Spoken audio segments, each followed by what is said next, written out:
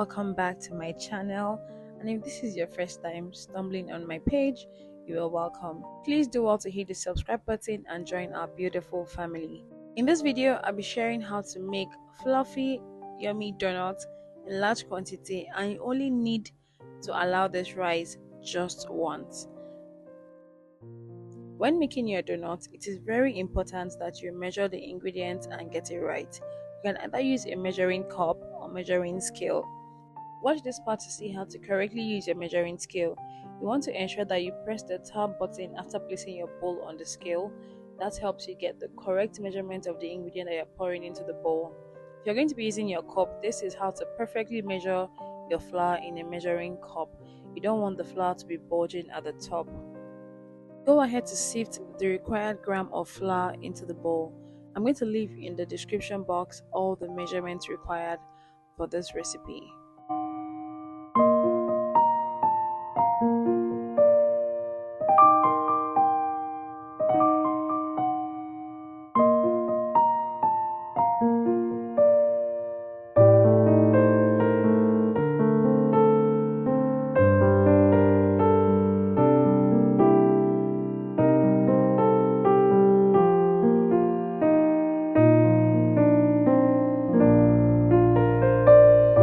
After measuring your 1500 grams of flour, you're going to go ahead to measure the rest of the ingredients: the sugar, the butter, even the water, and I'm also going to be measuring the yeast. I'll leave the cup equivalent of all these recipes in the caption. In case you do not have a measuring scale, you have nothing to worry about. You can go ahead to use your measuring cups to make your donuts in large quantity.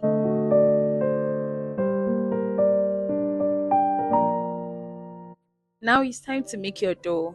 I tell you that this is going to be one of the easiest, or if not the easiest recipe you're going to find on the internet. It is super easy, very straightforward.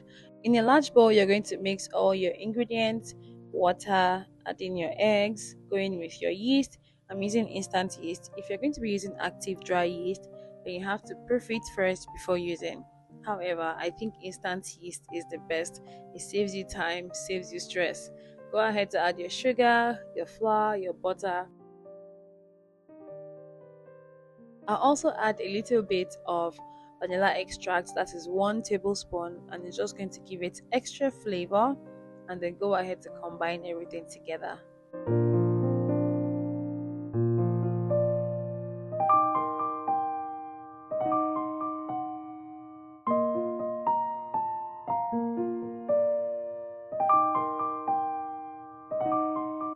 You need to be gentle when you're mixing these ingredients together.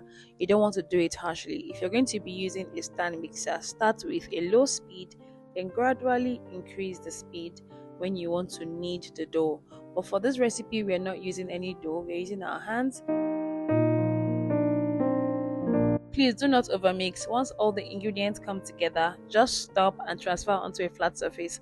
Flour the surface, add your dough onto that surface, and it's time to knead. At this point, your dough should not be sticky at all. After touching, you see that my hand comes out really clean. The dough is not sticky. Now it's time to put in the work, you guys. We're going to knead and knead and knead this dough.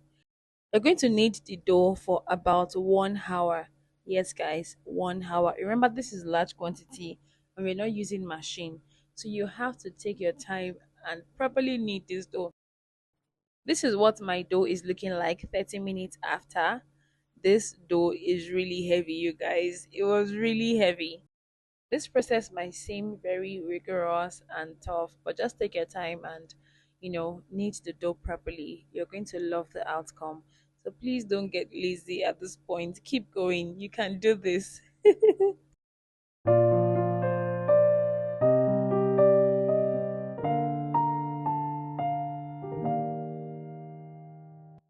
Towards the end, I went ahead to cut the dough in 2 parts so that it's going to make kneading easier, and I was kneading them one after the other at the same time so that I don't need one part more than I need the other part. So please don't do this from the start. If you're going to cut them in 2 parts, you want to do this towards the end. The only time you can separate your dough from the start is if you're not going to be combining them together. The reason is because you want your donuts to come out looking even. You don't want one part to be fluffy and the other part will not be fluffy in case you do not knead them the same way.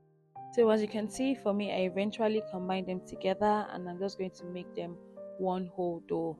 This is what I was talking about. If you're not going to be combining them together at the end of the day, then you can go ahead to cut your dough in two parts from halfway. After one full hour, this is what the dough is looking like. The next step is to cut your dough into sizes, your preferred size and shape. If you want all your donuts to look even, then you're going to need a measuring scale. You have to measure each of the donuts, and that's what's going to make you achieve that even looking donuts all across. If you don't have a measuring scale, you might not get the exact size for each of your donuts. I used 89 grams for each of my donuts, and it came out quite big. It all depends on how many donuts you want to achieve from this dough and how big you want your donuts to be. The bigger your donuts, the lesser number of donuts you're going to get from this quantity of dough. To achieve a proper round and beautiful donut, you're going to flatten it with your palm and then start to fold the edges towards the back, just like you can see on the screen. And then flip it to the other side and then start to pinch the mouth, pinching it properly, and then you go ahead to roll this in your hands. And this is how you get your round donuts.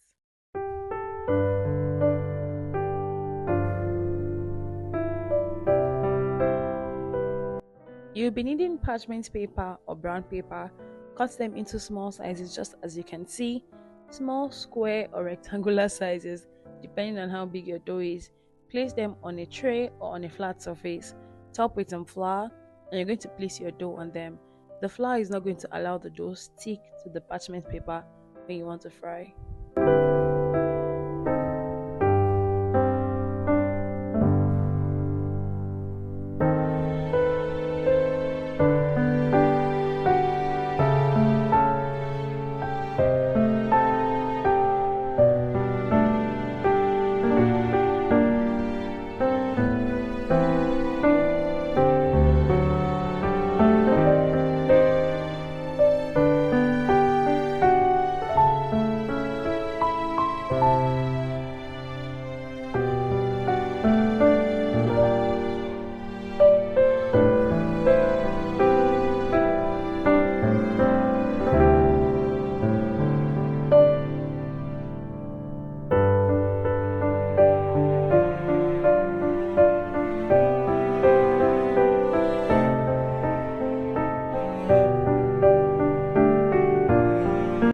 After rolling all the doughs, this is what I have. Just place them on your countertop and leave it for about 30 minutes to rise. You don't need to cover it at all. These doughs are looking really beautiful. If you stay in a country that's cold as at the point you're making this donut, then you need to close the kitchen windows and cover this with a kitchen towel so that it's going to rise properly. I did not have to cover because the country I live in is not cold. After 30 minutes, this is how our donuts are looking. They have increased in size and look beautiful. You don't want to leave your donuts to rise for too long because they tend to rise when you put them in oil. So if you leave it for too long, it's just going to be filled with too much air, and that's not what we want. Now that the doughs have risen, it is time to fry our donuts. Add your oil into your pot. You need a wide and deep pot just like this. This is a stainless steel wok. When frying your donuts, your oil should not be too hot. In fact, it should just be heated and not hot. For this size of pan, it is a 26-inch pan. I'm using the smallest burner on the lowest heat. And now as I've added the donuts, can you see that they did not heat up too much? This is what you want. If you allow your oil to get too hot, your donut is not going to cook from inside. You only have a brown donut on the outside, but the inside is going to be undercooked.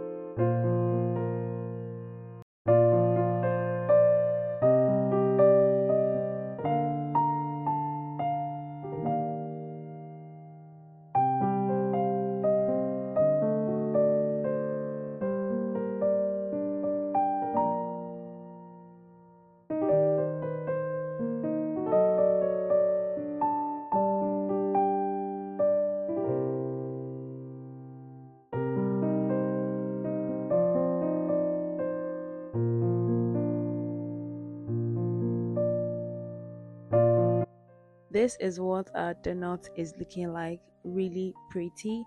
I'm going to go ahead to coat some with sugar and then I will leave some plain.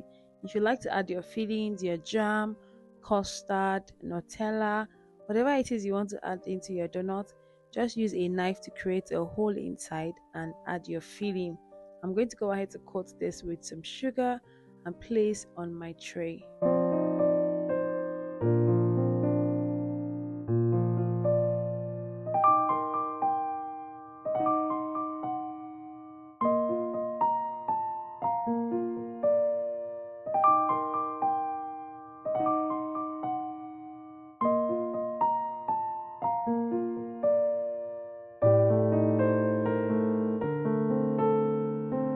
Now let's see what the donut looks like on the inside. This is going to be the most perfect donut you would ever make. Really simple and everyone is going to love it. With this method, your donuts would not come out oily. I actually served this to people the next day and it tasted just as good. If you enjoyed watching this video, please hit the like button. It's going to help my channel. Drop a comment, let me know what you think. If you have any questions, I will also answer them. Share this video and subscribe if you haven't. Join our beautiful family. I'll see you guys in my next video.